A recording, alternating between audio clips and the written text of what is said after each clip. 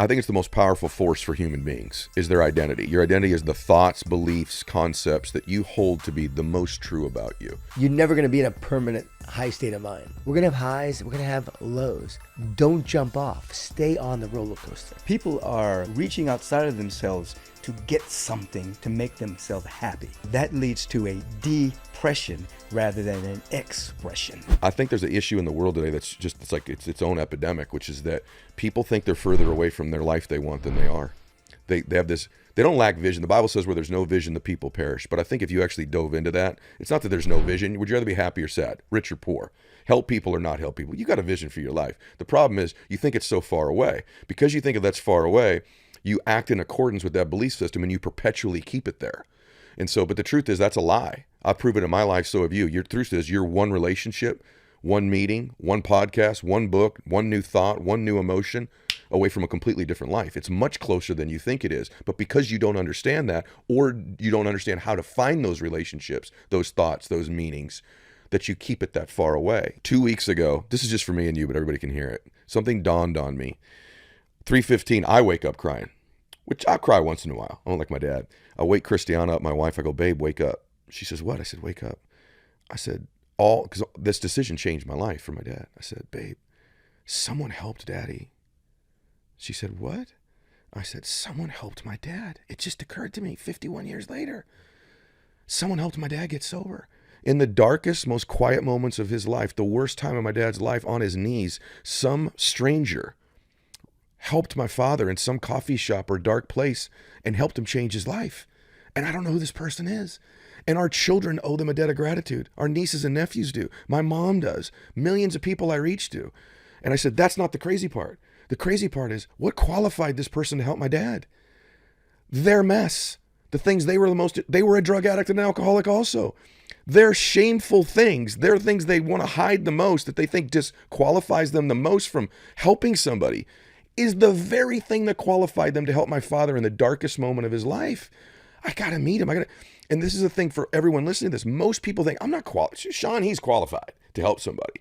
Mylett, maybe he's qualified. Me, you have no idea about my sins, my mess, my bankruptcy, my relationships, this thing I'm ashamed of, the lack of accomplishment I've had so far. I'm disqualified from having a great life, from helping people. Nothing could be further from the truth. Your humanity, your experiences combined with your gifts are what does qualify you to help other people and make a difference. And so it just made me really emotional to think this beautiful soul who, imagine that person, man, when they were drugging and drinking and stealing and lying, they were preparing to help my dad that entire time. So we're always in preparation to change other people's lives, whether we know it or not. I think it's the most powerful force for human beings is their identity. And your identity is the thoughts, beliefs, concepts that you hold to be the most true about you. It's like a thermostat that's sitting right there on that wall right there. It sets the entire temperature for your life. And so if your happiness thermostat is set at 75 degrees, or your wealth thermostat, or your health thermostat is set at 75 degrees, let's just use financial, 75 degrees of financial worth you think you have. You can acquire all the skills in the world. And you can begin to produce the results. You find the right business, you're producing, you're at 85, 90, 95, 100, you're cranking. Somehow within a year or two, you find a way to turn the air conditioners on and cool it right back down to what you believe you deserve. And you think it's coincidental. The market changed. The stock market, the real estate, supply chain. I had to loan some money to a friend. My car broke down. Nope, that ain't what happened. What happened was you turned the air conditioners on because your results exceeded your identity. And when that happens, you will always find a way to bring it back. Even in the health space, you know this. You'll see somebody with all the tools you've given them. This is how you can drop that weight. This is how you can become more healthy. They implement all the tools, but internally, they still believe there's 75 degrees of health or wellness. They find a way within a year or two to put the weight back on in spite of the tools they have. And so there's a lot of tools in the book, but how do you change your identity? And I say there's a holy trilogy of the identity change. And I believe there are these three things. I'll say them quickly. One is faith. It's ironic, but if you have faith, it's amazing to me, no matter what your faith. I'm a Christian, but no matter what your faith is, it's amazing to me how you'll have faith on Sunday at church, or at your synagogue, or your mosque, maybe even go to a Bible study on Wednesdays, and you pray. So you got the Lord, you have a meal, let's hold hands and pray. You're a praying person. But man, when you walk into a business meeting, you're alone. You walk into a boardroom, you're alone. You go on a sales call, you're all of a sudden alone. The nerves come up. You go back to this old identity you have. But if you're really the son of the highest king of gods, right? If his DNA is running through your blood, your identity ought to be off the charts. So link them. 2, intention. running on a beach. I'm 30 years old, Maui. I win my first trip to go to Maui. Running the other way is this bald dude with like a sweaty, hairy back. He's running towards me. And it's like the sun's not up yet, so it's dark. And I'm so old, brother. I'm wearing a Sony Walkman with a cassette playing, and so is he. And we run right by each other, and it's Dr. Wayne Dyer, who's one of the gurus of all time of thought and spirituality and life. And I said, Dr. Dyer, you changed my life. And he turns and he's got a deep voice like me. He goes, and like you, he goes, I doubt that. But he goes, you did, but how did I help you? And he walks towards me. We spend about an hour and a half sitting on the beach next to each other, watching the sun come up.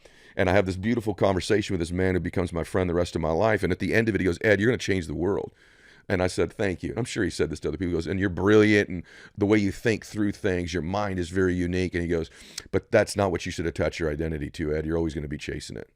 I said, what is it? He goes, your intentions are so beautiful. You have such beautiful intentions. You want to serve people. You want to make a difference. Please do me a favor in the rest of your life. Attach your identity to your intentions, and it'll never go backwards. And so the second one is your intentions. Begin to give yourself more credit and raise that thermostat thing for what you intend to do, the difference you intend to make, and you become very resourceful. And then the third thing is association. Who you're around. And not only are who you're around, but their proximity to you. If you're around someone who's got 150 degrees of wealth in their life and you're a 75 degreeer, they will heat you up to their proximity eventually over time, or at least closer to them. So faith, intention, and association will shift your identity. Ed, I got the chills. Long answer, sorry. No, I mean, this is so powerful, so remarkable, and so simple. Thank you. You know, and the simplicity, that's where the beauty is. But that story about Wayne Dyer really hit me. Like, I started to get choked up a little bit. And I got to tell you, man, when I came in here today, I parked my car out there. I said a quick prayer because I don't have every answer in the world, right? I'm a man. I'm 51. The older I get, the more I realize what I don't know. I said a quick prayer. I connected to my faith. I literally reminded myself of how much I want to help people today, the difference I want to make. And I've already got the association thing nailed. Then I came in here feeling pretty good about things. So I've carried that all my life, the intention thing. Yes, that speaks to the alignment of who you are. Mm-hmm. Well, Wayne Dyer has had such an impact on my life. Really? I don't talk about it enough. Really? Actually, I don't know if you have put this together, but that second one, intention, he had a book called The Power of Intention. He was writing it while we were on that beach. Come on. Yes. I love that you know this, by the way. You know that almost, actually not, no one has ever said that back to me before. Yeah, that was the first Wayne Dyer book I read, was The Power of Intention. He was writing it while we were sitting there. That was when he was writing it. I love you, the fact that you know that. Listen, there's a statement that he said that I think about almost every day. Not every day, but almost every day. Because especially today, when there's so much divisiveness on the surface. But I know the thing is, even when I say a statement like that, we're inherently connected. That's right. It's just a perception of divisiveness. Yeah. But he said, he was quoting St. Francis of Assisi, and he said, you know, because everybody's trying to get people to understand them, or like to take on my thing, to listen to me. But he said, seek first to understand and then to be understood. Right? Yes. And so I think about that almost every single day. And that's like a thread behind what I do. It's why you're so good at this. You're an incredible listener. I'd love to know where that comes from too, because even in private life, this is you. This is what you just described as you. I think it's why we have a connection, because I only have like 3 or 4 skills, and one of mine is that. And I know what it comes from if I just share it with you, because on the other side of our adversities in our lives are often where we develop our greatest gifts. Napoleon Hill says in Think and Grow Rich, I love this. On the other side of temporary pain, you're introduced to your other self, and that other self produces another life. For me, the reason I'm good with being present with people is my dad was an alcoholic. So I'm a 5-year-old little boy. I've got 3 sisters and a mom. When I'm 5, brother, when that man would come through the front door, I'd have to quickly be present with him and read him. Is it sober, Dad? We're going to go have dinner and maybe shoot some hoops in the backyard? Or is it drunk, Dad? Is his tie the wrong way? Is his hair a little bit messed up? Is he slurring his words? Is he walking a little bit slower? And if it's that, Dad, Mimi, get the girls upstairs. Mama, go take a shower. And I would be present with my dad. I had to read him by the time I was 5. Well, that's one of my biggest skills in business all my life now. And then the second thing would kick in. I'd grab his hand, and I'd have to talk to him to change his state. Daddy, I got an A on the spelling test today. I hit a home run in baseball. How was your day? And I would talk him out of that state. And so it is one of truly your biggest gifts, and it's one of mine as well, born out of really something tragic and difficult. And if we look back on our lives with hindsight, This is where you've built a lot of your resiliency, a lot of the skills you have, a lot of the stuff you used to be successful came through temporary pain. One thing I want to tell everybody here is that, when you see a happy or successful family, either or, at some point back in their lineage, they weren't. And then the one shows up. And that one changes freaking everything for that family. And Neo's the one in that movie. I'm the one in my family. I changed the way my family thinks. I changed the way the world treats us. I changed the way we live. We're never going back again. I've changed it. The world does not have their thumb on my family ever again. We call the shots now, man. Right? And in every family, there's the one that eventually shows up. And they change the dynamic. They change the emotions. They change in your family, you're the one, right? And everyone listening to this, even the fact you go, nah, I'm not the one, that probably makes you the one. But it's not because I wanted to. I fought for it. I fought to be the one in my family. We changed who we are in the world in one generation. My dad made the decision to get sober, and then I took it to the next level, and we changed it. So I love that part of the matrix, the one, because I believe in every family, the one eventually appears. The second part, though, is probably more important, which is that there's a part of your brain called the reticular activating system. There's what they call really bullet time in the movie, where things slow down and you can begin to see things that were always there but you couldn't see before. The RAS is the filter. It's in the prefrontal cortex of your brain. It's the filter of your entire world. It scans in things that are only important to you, so you don't go crazy. Otherwise, if you think about the blood rushing through your right ear, the people in the corner moving around, you'd be crazy. So it keeps you sane. So when something becomes unbelievably important to you, it filters in and slows things down for you. So I just telling your guys, I just bought a Tesla because I like what Musk is doing. Brother, everywhere I go now, I see Teslas. Red one. But babe, there's a white one. Hey, there's a plaid. They're 3 lanes over, other side of the freeway. I'm like, babe, black Tesla just drove by. She's like, how in the world are you seeing these cars? I don't see them. I says, babe, because they're important now. Here's the hook. Those Teslas were always there before. I never saw them because they weren't a part of my matrix. They weren't a part of the RAS. So the hook in life is really, really simple. It's like when you walk in a room. Auditorily, it's a really loud room. There's 300 people in there. Someone in a normal voice says, Shawn, you hear that voice because auditorily your voice is important to you. So you hear, see, and feel things that are always there in your environment, but you were oblivious to before. The key in life is programming your matrix. The key is that the Teslas of your life become those meetings, those relationships, those thoughts, those decisions. And when you get it going, because you've had this too, you're like, my gosh, there's another one, there's another one, there's another one. You're like, I'm vibing in a different way right now. And that's the difference, not in anything in your environment, anything in your life, completely different in the filter to which the world reviews itself to you. And that's your matrix. Obviously, you have this acclaim in working with some of the most successful athletes to ever do what they do. Tom Brady, Michael Phelps, the list goes on and on. And I think immediately what people would feel is like, I'm not like those guys. And you make the argument, and matter of fact, you lay out really the science of this, the art and science of like, you do have this in you. You just don't know it, and you need the guidance. And that's what you've really unlocked for us. So can you start off by talking about, on the surface, and maybe even a little bit deeper, what makes somebody like Tom Brady different? Wow. If we go straight to it, humble and hungry. Bruh, hungrier than the average person, but humble enough to be coachable. Wow. Coachability is the critical piece to the puzzle. That's what you see. That's what you've seen. Let's think about how you coached yourself out of a degenerative spinal. Bruh, I've been dying to meet you. Your backstory is one of the most amazing backstory. I'm getting emotional just thinking about what you did and how you pulled it off and how you transformed yourself.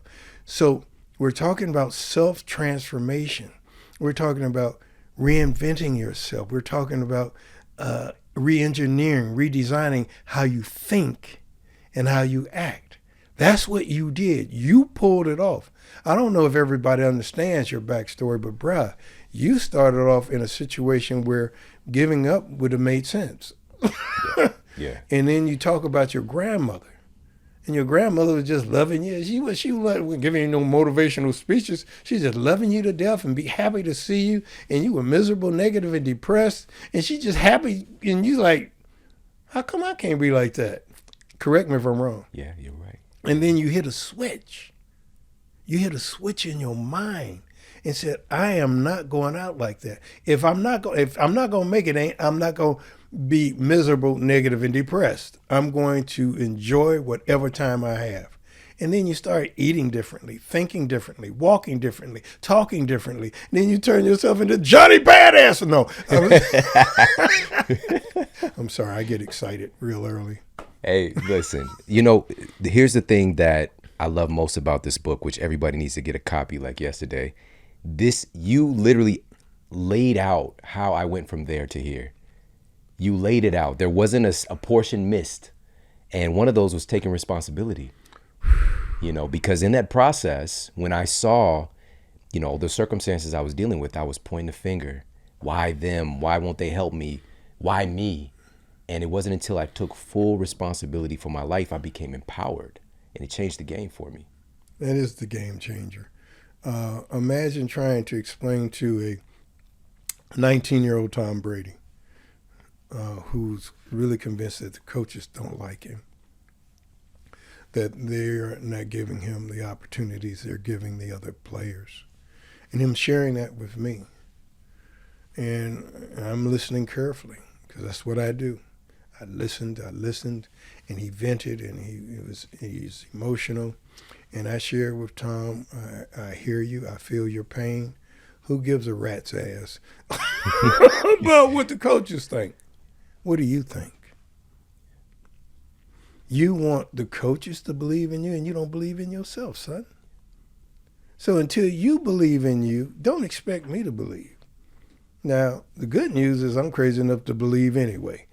And I believe that you're capable and qualified of transforming your mindset, transforming the way that you see this, and take full responsibility for. If you're only getting three reps, those got to be the greatest reps that anybody's ever seen. And then they'll give you 5. And then over time, look out, and that's how you transform. So yes, taking total responsibility. For example, if we use that same example, we look at Tom, and Tom wants to be a professional football player, and he's not even in the lineup. I said, you need to train as though you're going to be a professional football player. In fact, why don't we get football out of the equation? I said, why don't you train like an Olympic athlete? That's a different mindset than I want to play football and I want to be in the NFL. Why don't you be one of the best athletes on the team? Why don't you change the way that you're approaching this? And it seems to have worked out a little bit. Right. The results speak for themselves.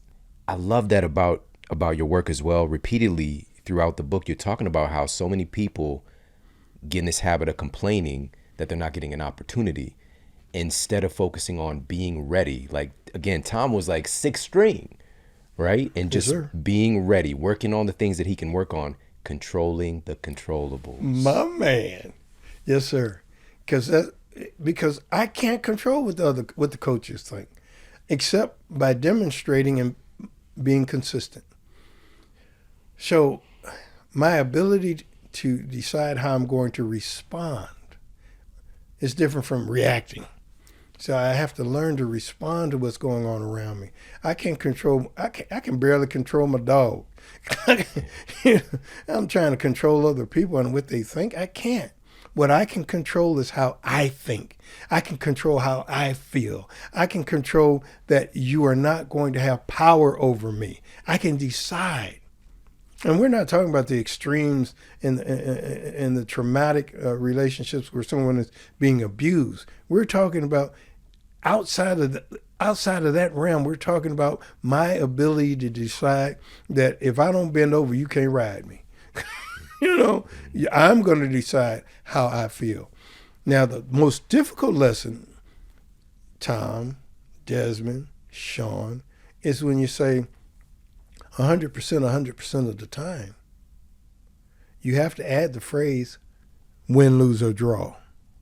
Now, everybody hears the 100%, but they don't want to hear the win. Oh, and they hear the win, but they don't want to hear the lose or draw.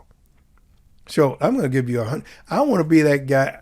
The athletes, the executives, the people that I've worked with, I've got to teach them that even if you lose, your opponent is saying, dang, I hate that guy.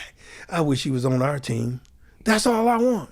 I want to win. I'm be mad if I don't win, but I'm going to get over it quickly because I know that I gave 100%.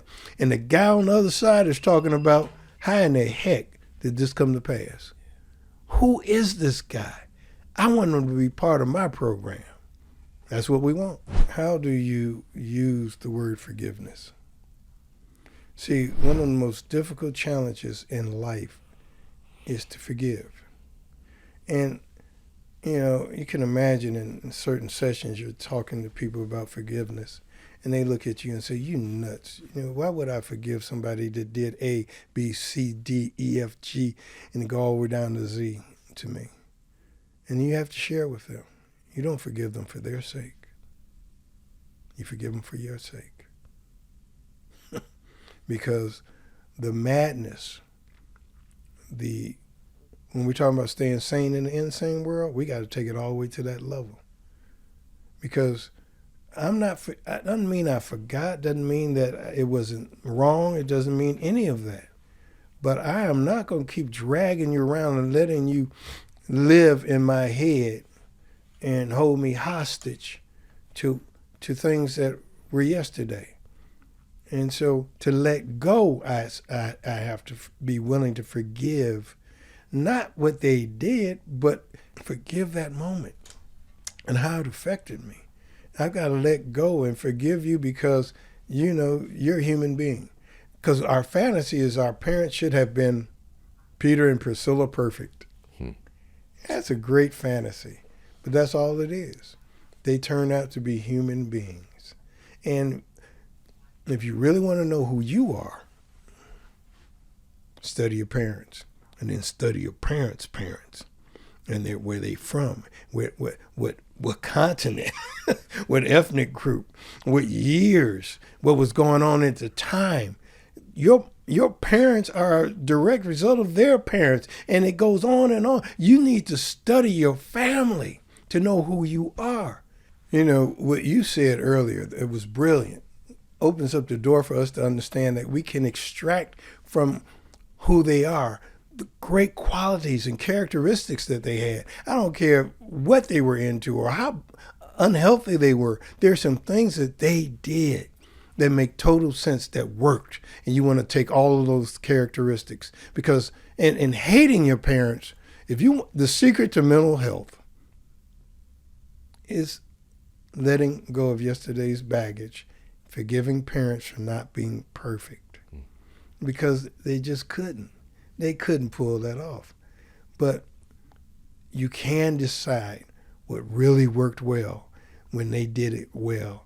And you can also decide what you're not going to emulate or copy from the family history. Because we understand, diabetes is in our family, so you know what to do. Your heart disease is in our... But we don't think about alcoholism and addiction. We don't think about negative attitudes or depression that's not necessarily triggered by a chemical imbalance, but by habit and routine and whining and complaining about everything and blaming everyone else. So those habits you can look at and see which habits were good and which habits were not. I'm going to keep these. And that's what you should do, not just with your parents, but with people around you. Take the best from me. Don't take my bad habits. I cuss like a sailor, right? I'm good at it, but it's not my best habit. But I have some good habits that you can extract, that you can take away. There are people in your family and people around you, people who you've met. There are people who you're studying who don't even know you're studying. You should have mentors that don't even know they're mentors. But you're studying the way they move, the way they groove, the way they articulate their moods, etc., and say, that works.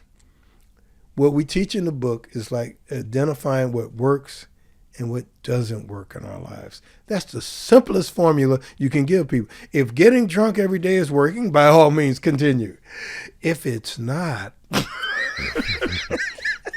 if it's deteriorating relationships and destroying your financial health, if it's doing A, B, C, D, and E, you have data. Look at the data. The data says it's not working. Every time I get drunk, things don't go right. Look at the data. Turn into a scientist. When I'm not drinking, boom, boom, boom. So we begin to become so sophisticated that we to become the world's greatest expert on you requires you to look at the opportunity to do critical self-assessment, how you evaluate what's working and what's not working in your life. Self-defeating attitudes and behaviors simply talking about how I think and how I act. There are ways that I think that are not healthy. There are ways that I act that are not healthy. Switching it over to the positive side, what are the self-supporting attitudes and behaviors I can incorporate into my life to increase the chances that everything is going to go just the way I dreamed, the way I visualized it, how I organize my thinking and my behavior. So just be deliberate and intentional about creating who you want to be.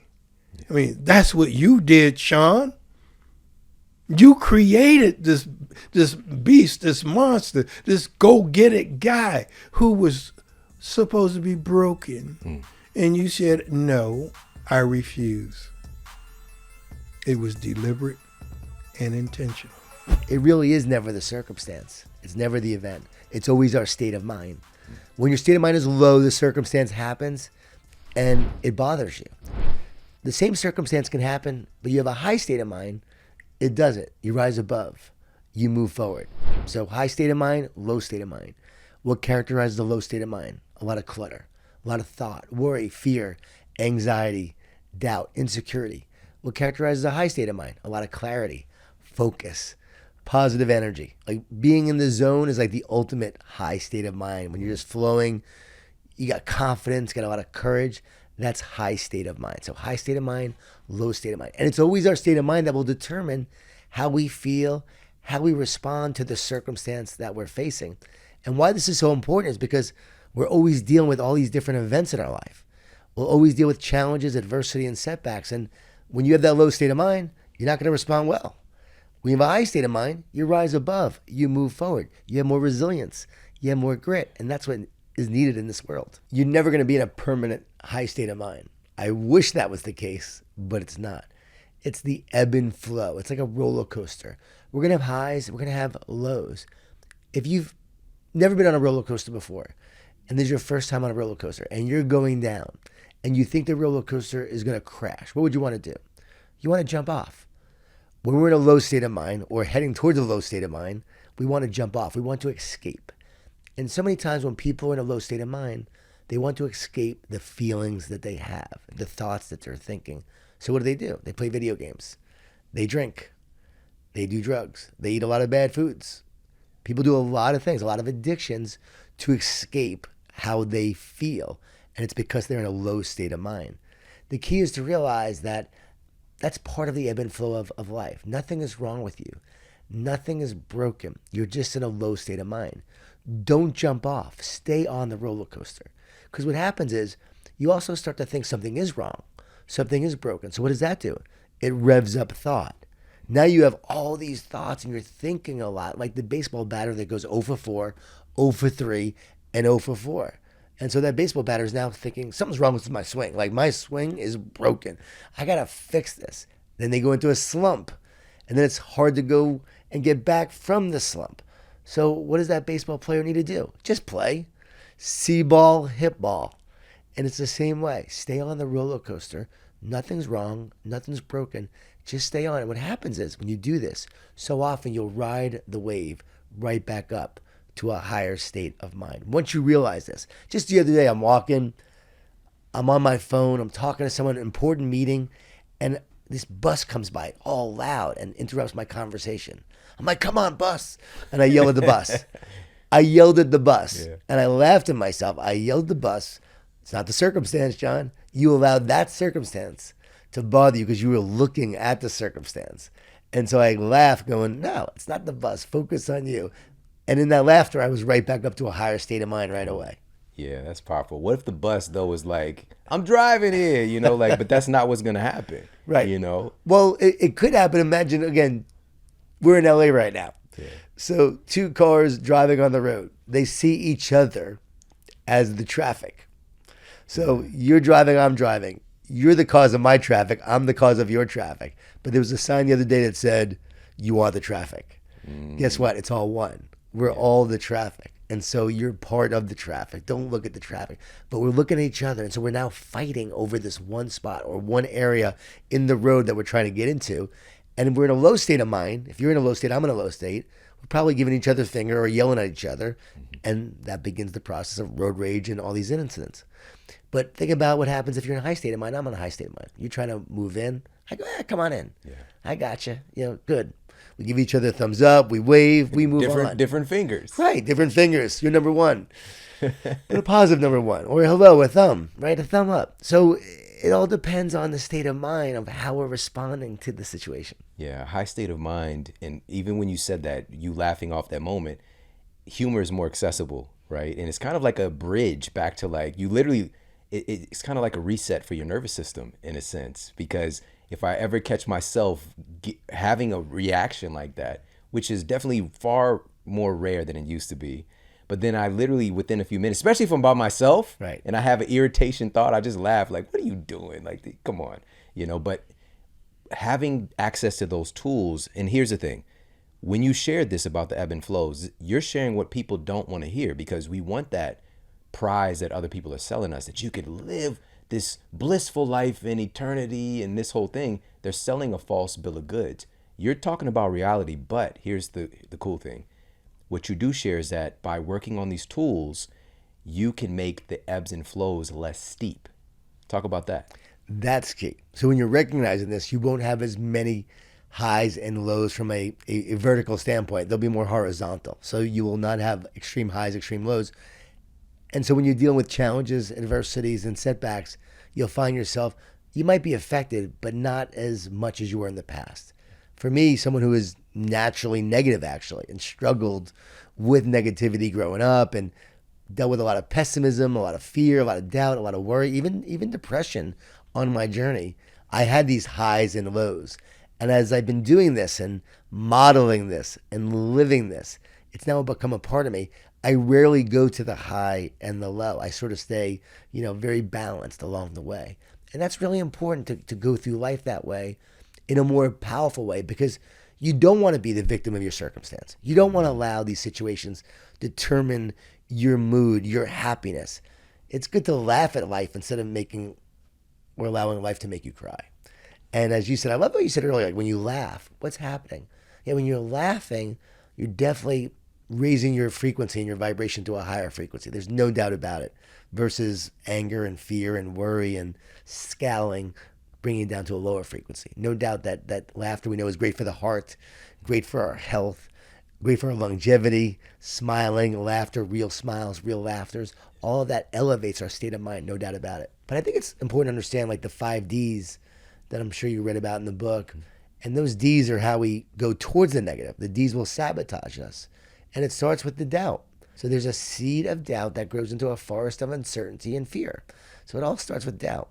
And then there's distortion, which are the negative thoughts and lies that will tell you things about yourself and your future that just aren't true. So you might have the pain, but then the thoughts come in and say, oh, that pain, it's never going to go away. It's going to be with you for the rest of your life. And you're never going to get better. And you know what? Your father and your grandfather had that kind of pain, and you now will too for the rest of your life. And so my biological father, who left when I was a year old, he always had a bad back. And I remember I started to have a bad back in my 40s, early 40s. And I told myself, you will not have a bad back. You will not be like that, like he was for the rest of your life. You will not have a bad, I just said that. You will not have a bad back. You know what? No back issues. I made the decision because I was starting to have a bad back. Like, nope, I will not have a bad back. I truly believe there's the power of belief in talking to yourself. The receptors you just said, I love that. I know that there's 86 billion neurons, and every neuron has a transmitter and receiver on the neurons, which basically supports my belief in theory that the brain is an antenna. But what we're saying here is that your body's an antenna, the whole body, and it's always listening to what you're saying. Yeah. Well, guess what? The lies are coming in.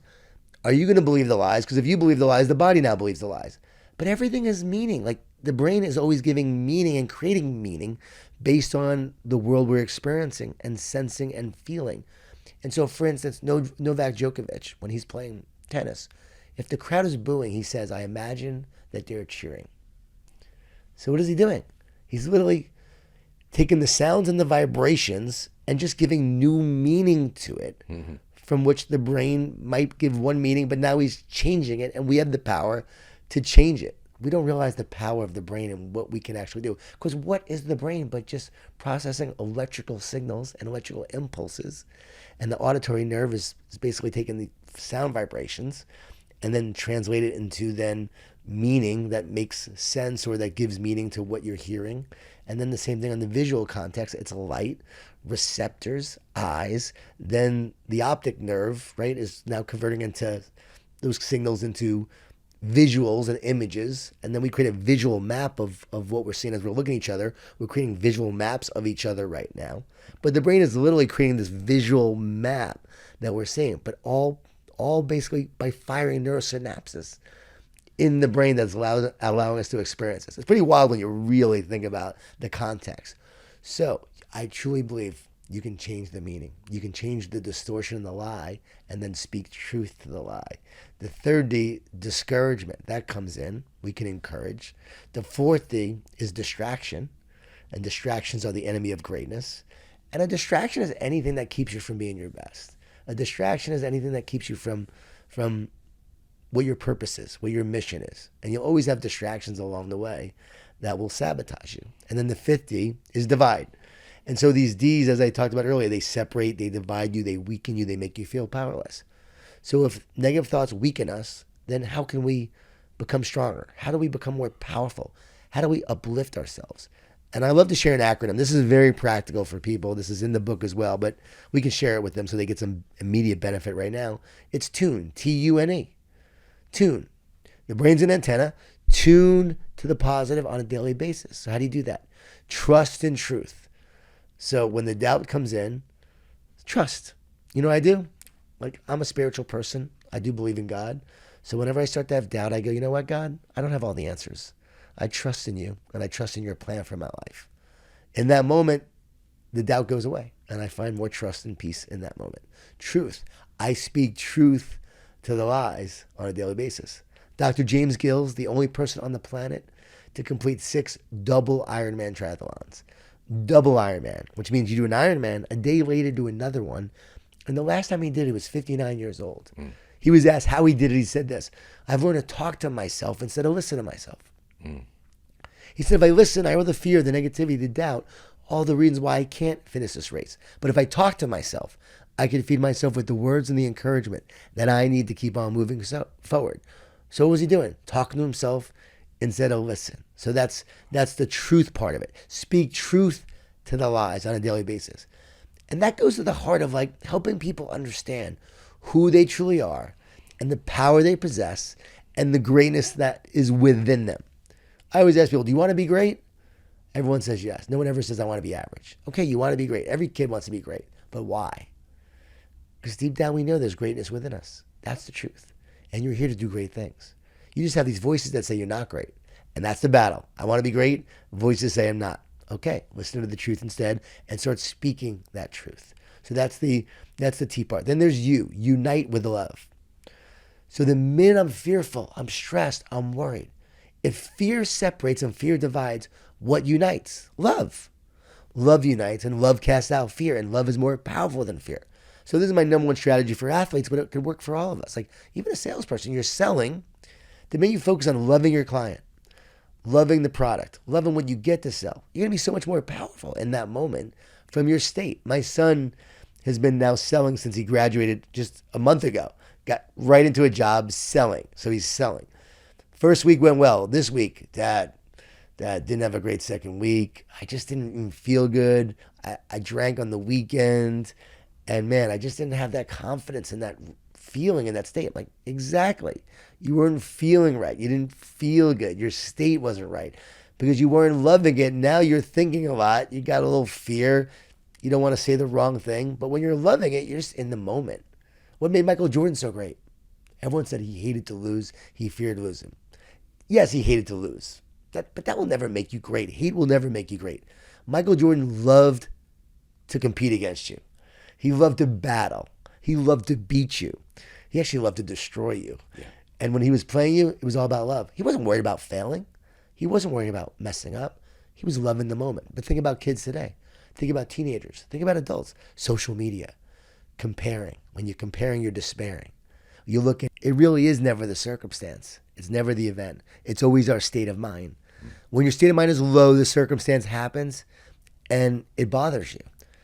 The same circumstance can happen, but you have a high state of mind, it doesn't. You rise above. You move forward. So high state of mind, low state of mind. What characterizes the low state of mind? A lot of clutter, a lot of thought, worry, fear, anxiety, doubt, insecurity.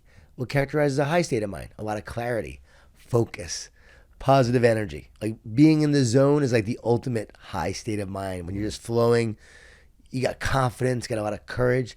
That's high state of mind. So high state of mind, low state of mind. And it's always our state of mind that will determine how we feel, how we respond to the circumstance that we're facing.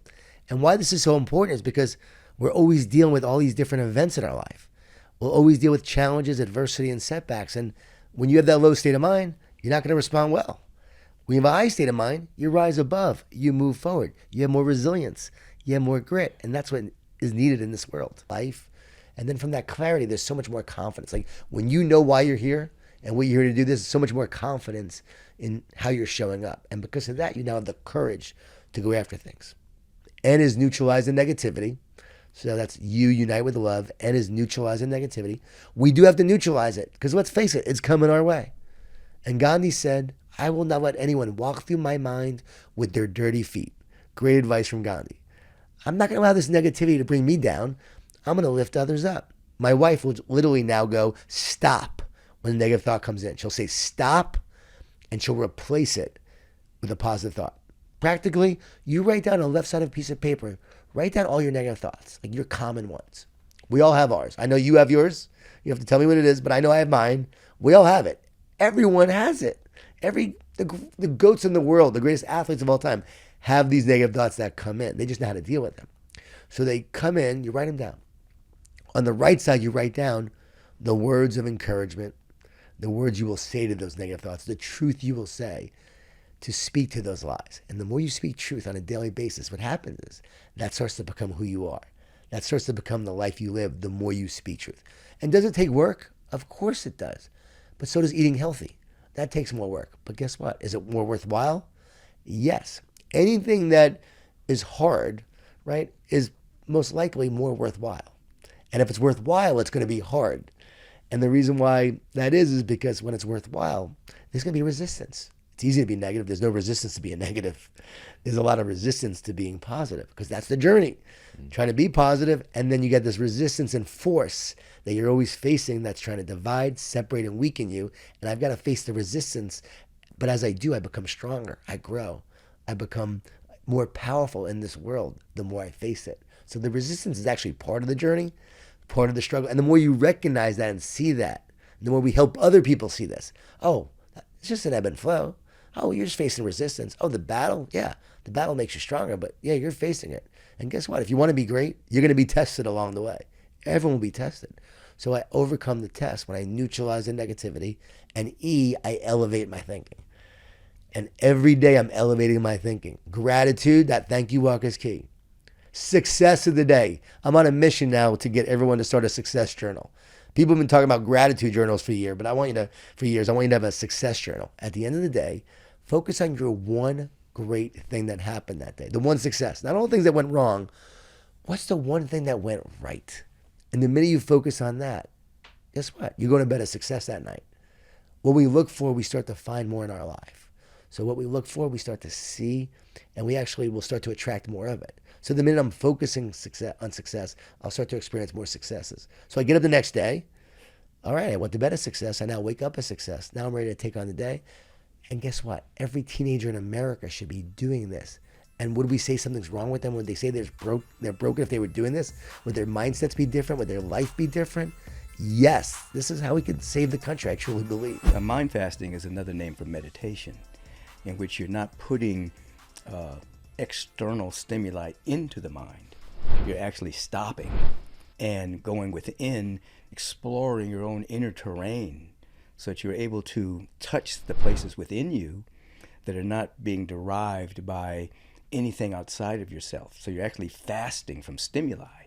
And interestingly enough, though we both appreciate healthy diet, we appreciate good food, we appreciate good supplements, we appreciate good nutrition, we can take all of the good nutrition, but if our internal dialogue or a lack of self-worth and appreciation or unhealed trauma is not dealt with, then all of the good nutrition can't overcome a lot of that.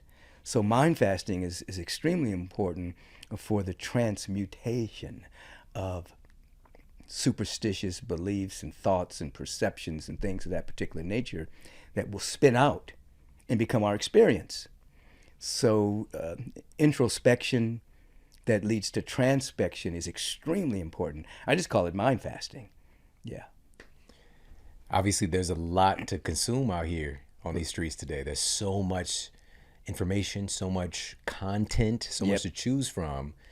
But if we are constantly consuming, I would imagine that we would become backed up in a sense, you know, spiritually constipated. Yeah, absolutely. I mean, I think, I don't want to say the majority of people, but a great many of people don't feel alive unless there's some kind of external stimulation.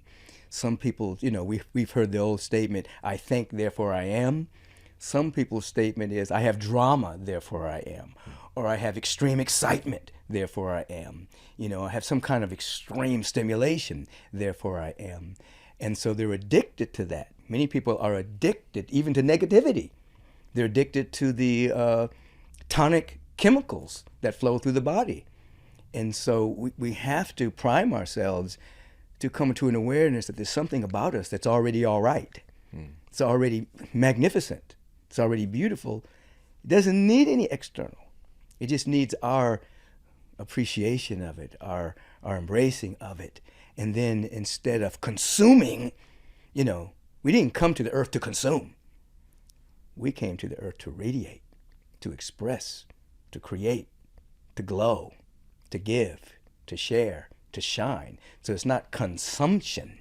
You know, it's an emergence of something that's already there that wants to express itself. It's totally opposite then from consuming. Depression and trauma have become kind of normalized and popular in the atmosphere of the mentality of the world.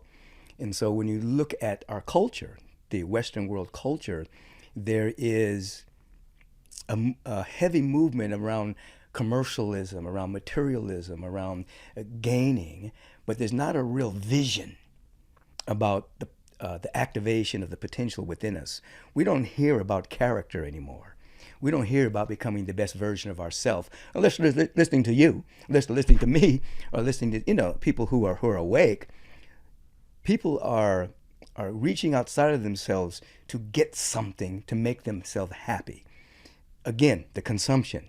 So that leads to a depression rather than an expression. You know, so depression means that something's not being expressed.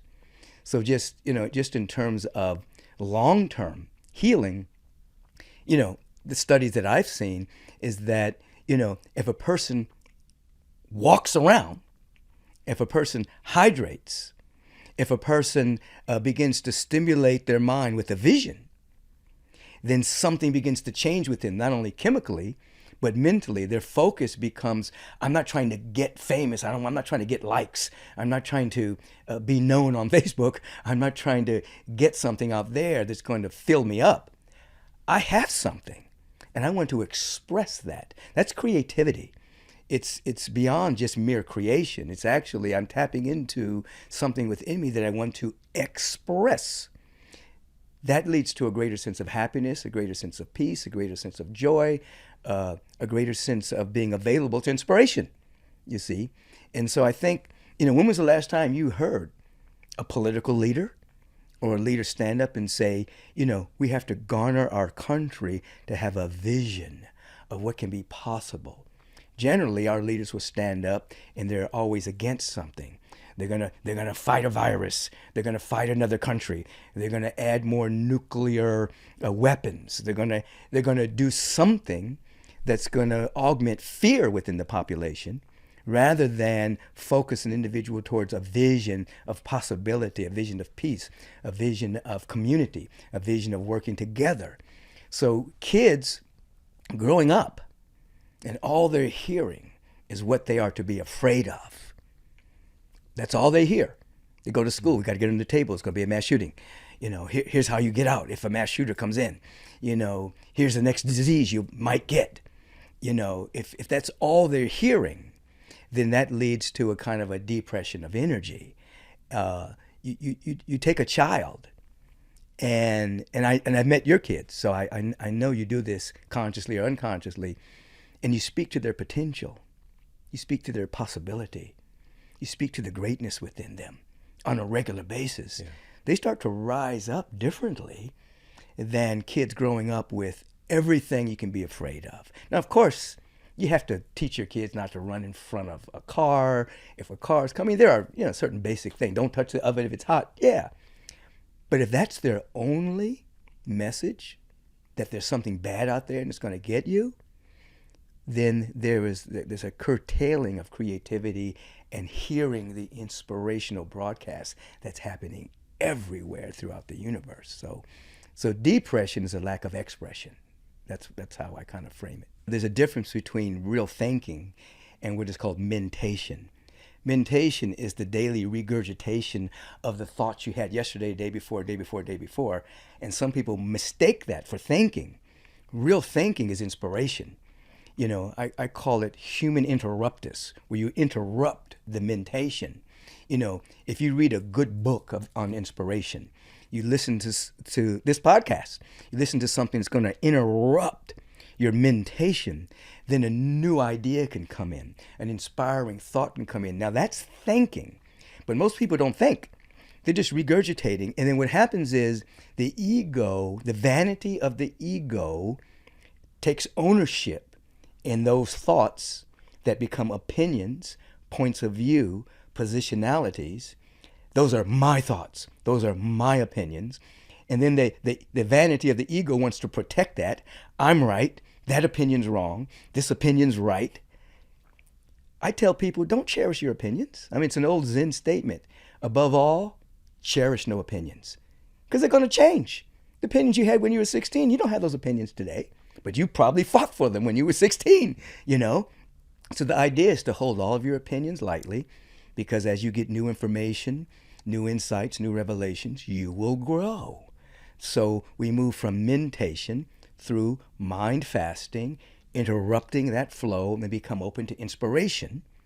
And then we change. That is, that's what we want to do. We don't want to be the same person we are at this moment or who we were 5 years ago.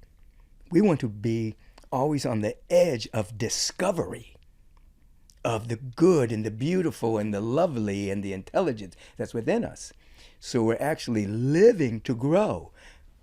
But when you're unconscious, you live to protect who you think you are. That's the ego's job, to protect this limited identity.